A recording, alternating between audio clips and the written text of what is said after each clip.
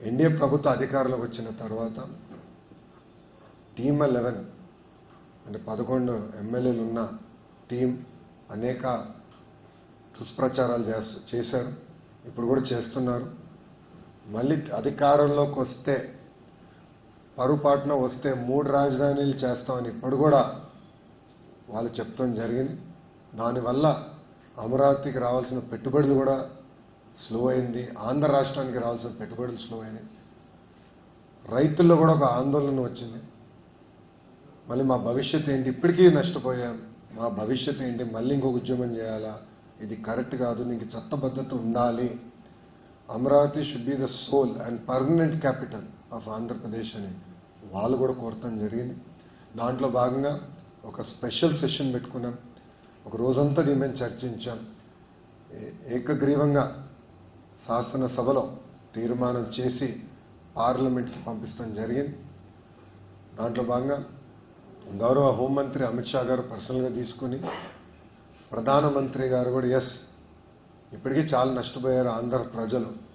ఇట్లా ప్రభుత్వాలు శాశ్వతం కాకపోవచ్చేమో కానీ వ్యవస్థ శాశ్వతం, రాజధాని శాశ్వతం ఉండాలని ఆయన కూడా పర్సనల్గా తీసుకుని పార్లమెంట్లో నిన్న పాస్ అయింది బిల్లు.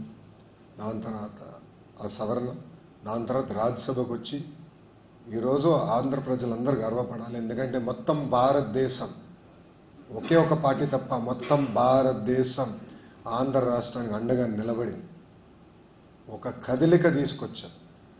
చాలా మంది ఈరోజు రాజ్యసభలో మాడుతూ ఇది ప్రారంభం మాత్రమే, అమరావతి రాజధానికి ఒక సపోర్ట్ ప్రారంభం మాత్రమే, మనం ఆంధ్ర రాష్ట్రానికి అండగా నిలబడాలి. ఇప్పటికీ ఆంధ్ర రాష్ట్రం అనేక ఇబ్బందులు ఎదుర్కొంది, 5 సంవత్సరాలు చాలా నష్టపోయింది, మేమందరం ఉంటామని ఒక్క పార్టీ మినహా, ఆ టీమ్ 11 పార్టీ, ఆ ఒక్క పార్టీ మినహా అన్ని పార్టీలు కలిసికట్టుగా, ఇటు భారతీయ జనతా పార్టీ ఎన్డీఏలో ఉన్నా కానీ భారతీయ జనతా పార్టీ, జనసేన అయి ఉండొచ్చు, జేడీయూ అయి ఉండొచ్చు, అటు పక్కన కాంగ్రెస్, టీఎంసీ, ఆప్, ఎస్పీ అందరూ కూడా ముఖకంఠంతో ఆంధ్ర రాష్ట్రానికి శాశ్వత రాజధాని అమరావతి అని వాళ్ళు మాట్లాడతాం.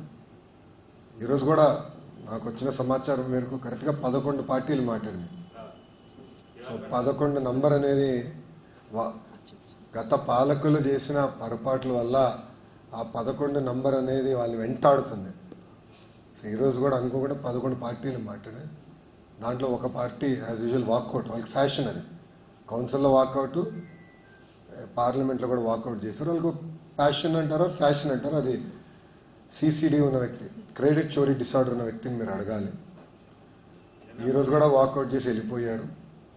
But India stood by Andhra Pradesh, మొత్తం భారతదేశం ఆంధ్రులకు అండగా ఈరోజు నిలబడింది.